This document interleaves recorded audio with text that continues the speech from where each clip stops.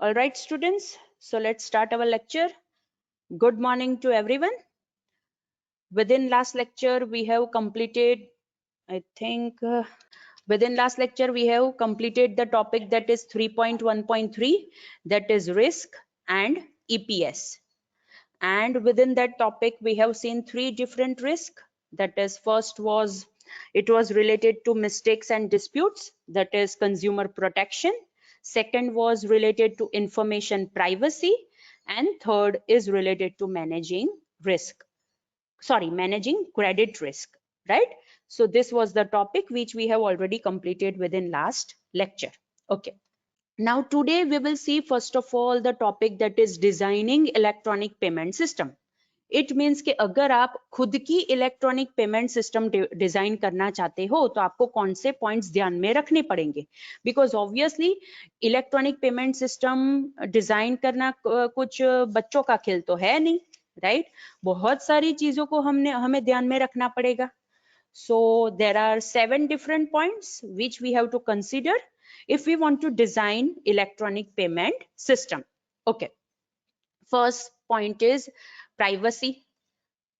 ये तो हमने सारे इलेक्ट्रॉनिक पेमेंट सिस्टम के अंदर डिस्कस किया कि ओके, अगर आपको इलेक्ट्रॉनिक पेमेंट सिस्टम बनाना है या फिर आप यूज करना चाहते हो तो यूजर वहां पे पहली चीज जो देखेगा उनके इंफॉर्मेशन की प्राइवेसी, राइट? इसका मीनिंग क्या होता है स्टूडेंट्स के यूजर जो भी खुद की इंफॉर्मेशन देते हैं, राइट, वो इंफॉर्मेशन की प्राइवेसी होनी चाहिए. कोई भी XYZ बंदा आके इंफॉर्मेशन मतलब देख नहीं सकता होना चाहिए. अनऑथोराइज एक्सेस वहां पे प्रोवाइड नहीं करना है. जैसे हमने कल देखा था मैनेजिंग इंफॉर्मेशन प्राइवेसी, उसमें क्या था, वो पर्टिकुलर पॉइंट के अंदर हमने क्या डिस्कस किया था कि अगर हम सारे रिकॉर्ड्स अपने पास एक डेटाबेस में रखते हैं तो कोई भी बंदा आके ये देख सकता है कि ये कौन से कस्टमर ने कौन सी चीजें बाई करने के लिए कब कहां से ये ट्रांजैक्शन किया है. नो डाउट ऑब्वियसली वो रिकॉर्ड हमें रखना पड़ेगा ताकि फ्यूचर में अगर कोई डिस्प्यूट हो, कोई मिस्टेक हो तो हम उसका यूज करके हम रिजॉल्व कर सके. लेकिन वो रिकॉर्ड की प्राइवेसी भी होनी चाहिए.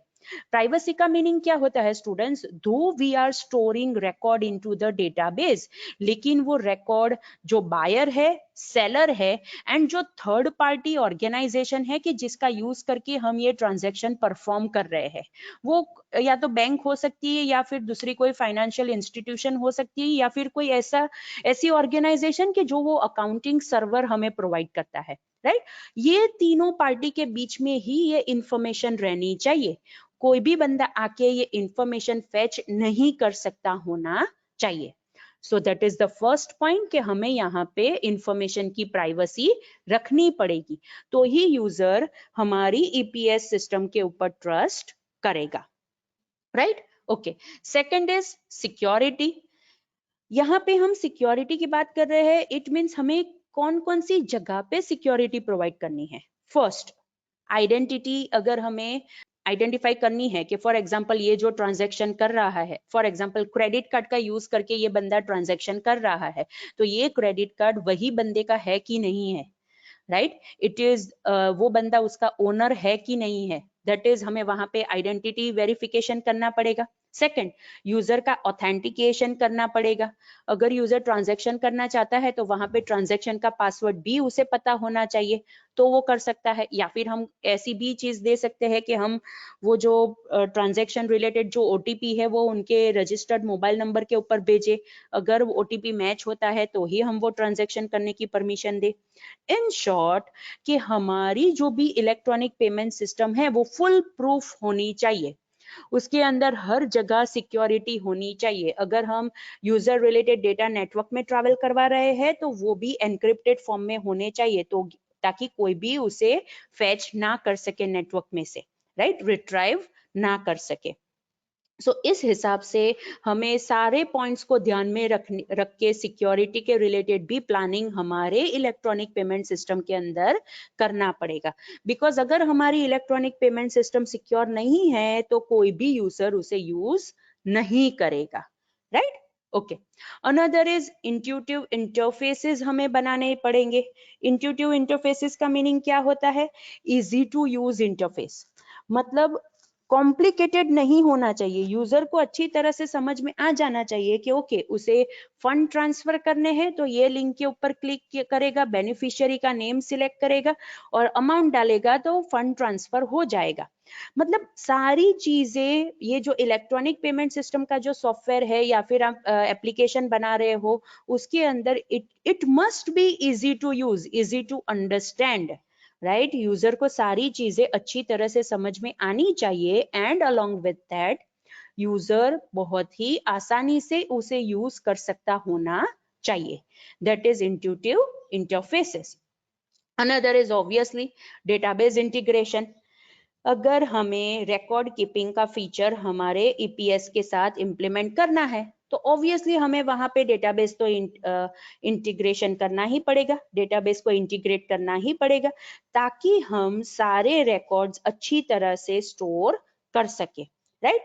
फॉर एग्जाम्पल हम सेपरेट डेटाबेसेस भी बना सकते हैं, kind of record that is kind of transaction के हिसाब से हम सेपरेट डेटाबेस भी कंसीडर कर सकते हैं, राइट। अनदर थिंग, अगर हम up to the date information database के अंदर रखेंगे एंड ऑब्वियसली कंप्यूटराइज इंफॉर्मेशन है तो वहां पे यूजर गलत इंफॉर्मेशन नहीं देगा तो ऑब्वियसली उसके अंदर सही इंफॉर्मेशन ही स्टोर होगी, means it will be error free information, right. Because हमने ऑब्वियसली वहां पे वैलिडेशन वेरिफिकेशन सारी चीजें करके ही वो डेटा कलेक्ट किए होंगे, राइट। सो अगर आगे जाके कोई डिस्प्यूट होता है, कोई कॉन्फ्लिक्ट होता है तो हमारे डेटाबेस में से हम वो रिकॉर्ड फेच करके ये कॉन्फ्लिक्ट को रिजॉल्व कर सके, राइट।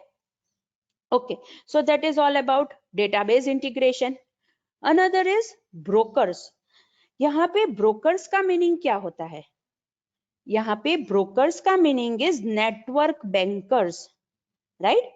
यहाँ पे हमें क्या मतलब होना चाहिए, फाइनेंशियल ट्रांजैक्शन हम करते हैं, ऑब्वियसली हम इलेक्ट्रॉनिकली फाइनेंशियल ट्रांजैक्शन करते हैं, तो कोई भी कॉन्फ्लिक्ट होता है, कोई भी मिस्टेक होती है या फिर ऐसा कोई भी कंज्यूमर को प्रोटेक्ट करने के लिए हमें कोई मीडियम चाहिए, that is known as broker. हम इसे कोई फाइनेंशियल इंस्टीट्यूशन भी कह सकते हैं, बैंक है, राइट। सो ये सारी चीजें हम ये ब्रोकर के अंदर कंसीडर कर सकते हैं कि हम किस हिसाब से इलेक्ट्रॉनिक पेमेंट सिस्टम के रिलेटेड हम ये नेटवर्क बैंकर की फैसिलिटी के बारे में सोचेंगे। फाइनेंशियल इंस्टीट्यूशन ये फैसिलिटी प्रोवाइड करेगी या फिर हमें कोई थर्ड पार्टी से हेल्प लेनी पड़ेगी, राइट। ताकि कोई भी कॉन्फ्लिक्ट आते हैं फ्यूचर में, कोई भी डिस्प्यूट आता है, right, consumer protection rights related या कोई भी पर्टिकुलर पॉइंट रिलेटेड, तो हम वो रिजॉल्व कर सके, right. So we can say broker is a network banker कि ये जो सारे कॉन्फ्लिक्ट सेटल करने में हमें काम लगेंगे, right. Another is pricing. Obviously हमें यहाँ पे ये चीज भी डिसाइड करनी पड़ेगी कि if we are going to design electronic payment system तो उसके अंदर भी हमें ह्यूज इन्वेस्टमेंट चाहिए होगा, और वो ह्यूज इन्वेस्टमेंट करने के लिए गवर्नमेंट क्या हमें सब्सिडी देंगी अगर हमारे पास वो कैपिटल नहीं है तो, राइट। ओके, ये तो हमारे इलेक्ट्रॉनिक पेमेंट सिस्टम को बनाने के रिलेटेड है, राइट। बिकॉज हमें कोई भी इलेक्ट्रॉनिक पेमेंट सिस्टम बनाना है स्टूडेंट्स, तो वहां पे हमें बहुत सारा इन्वेस्टमेंट चाहिए, बिकॉज बहुत सारे सर्वर्स चाहिए, डेटाबेस सर्वर्स चाहिए। ये जो सारी चीजें हम अभी डिस्कस कर रहे हैं क्या ऐसे ही थोड़ी मिल जाएगी, हमें कितना सारा इन्वेस्टमेंट करना पड़ेगा तो हम ये इलेक्ट्रॉनिक पेमेंट सिस्टम डिजाइन कर पाएंगे, राइट। सो उसके अंदर तो हमें पहली चीज तो ये तो हमें डिसाइड करना ही पड़ेगा कि यह इतना सारा कैपिटल हम कहाँ से लाएंगे, सब्सिडी मिलेगी कि नहीं मिलेगी, राइट।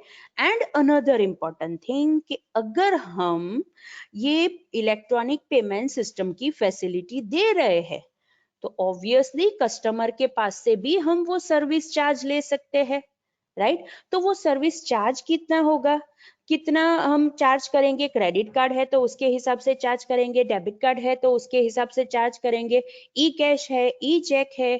ऑब्वियसली फ्री में तो हम प्रोवाइड नहीं करेंगे बिकॉज हमने भी बहुत सारा इन्वेस्टमेंट किया है, राइट। सो ये सारे पॉइंट्स हमें ये इलेक्ट्रॉनिक पेमेंट सिस्टम के प्राइसिंग फैक्टर के अंदर सोचने पड़ेंगे। And the last factor is standards, because students हम यहाँ पे इलेक्ट्रॉनिक पेमेंट सिस्टम की बात कर रहे हैं, ट्रेडिशनल पेमेंट सिस्टम की बात नहीं कर रहे हैं, अगर हम ट्रेडिशनल पेमेंट सिस्टम की बात करते हैं तो वो तो कंट्री के अंदर के पेमेंट सिस्टम ही आएंगे मोस्ट ऑफ, बिकॉज वहां पे करेंसी इश्यू होगा। नो डाउट करेंसी एक्सचेंज होता है, ट्रेडिशनल में भी करेंसी एक्सचेंज होता है, राइट? लेकिन यहाँ पे हम एक इलेक्ट्रॉनिक वर्ड को ध्यान में रख के स्टैंडर्ड्स डिसाइड कर रहे हैं। अगर हम ऐसी इलेक्ट्रॉनिक पेमेंट सिस्टम बनाना चाहते हैं which can be use around the globe, तो वहां पे डिफरेंट कंट्रीज के अंदर ये डिजिटल वर्ल्ड के डिफरेंट स्टैंडर्ड्स है। तो हम कौन से स्टैंडर्ड के ऊपर अग्री करेंगे, कितनी इंटरनेट स्पीड चाहिए होगी, कैसा इंटरफेस बनाएंगे, दूसरी कंट्रीज है वो कौन सी टेक्नोलॉजी का यूज करते हैं, कौन से प्रोटोकॉल्स का यूज करते हैं, वो सारी चीजों को ध्यान में रख के हमें यहाँ पे स्टैंडर्ड्स डिसाइड करने पड़ेंगे। बिकॉज अगर हम ये सारी चीजें डिसाइड नहीं करेंगे तो ऑब्वियसली हमारी electronic payment system around the globe use नहीं कर पाएंगे, क्योंकि स्टैंडर्ड डिफरेंट होंगे तो हमारी एप्लीकेशन ही रन नहीं होगी, right? So that is the thing students कि हमें यहाँ पे स्टैंडर्ड के रिलेटेड कौन से पॉइंट्स सोचने पड़ेंगे। फॉर एग्जांपल अगर हमें कोई डेटा स्टोर करने हैं तो कौन से टाइप की डेटाबेस चाहिए होगी, ऑब्वियसली ईपीएस है तो वहां पे नेटवर्क बनाना पड़ेगा। एक नेटवर्क में से दूसरे नेटवर्क में डेटा जाता है तो स्पीड एडजस्ट करनी पड़ेगी, वहां पे प्रोटोकॉल्स ध्यान में रखने पड़ेंगे, इंफॉर्मेशन किस हिसाब से हम ट्रांसफर करेंगे, सिंपल टेक्स्ट ट्रांसफर करेंगे, एनक्रिप्टेड ट्रांसफर करेंगे या फिर एक्सएमएल फाइल के अंदर ट्रांसफर करेंगे, कौन सी फॉर्मेट दैट इज कौन सी टाइप की फाइल ज्यादा एक्सेप्टेबल है in network, obviously XML file is more acceptable, right? So ये सारी चीजें भी हमें यहाँ पे सोचनी पड़ेगी, right? So students these are the 7 points के जो आपको इलेक्ट्रॉनिक पेमेंट सिस्टम डिजाइन करने के लिए डिसाइड करने पड़ेंगे कि आप ये privacy, security, interfaces, database integration, broker, pricing and standard किस हिसाब से डिसाइड करोगे, ताकि आगे जाके अगर आप ईपीएस इंप्लीमेंट करते हो तो वहां पे कोई भी प्रॉब्लम नहीं होना चाहिए, right? So this is all about the topic that is designing electronic payment system. All right. Now let's move on to another topic.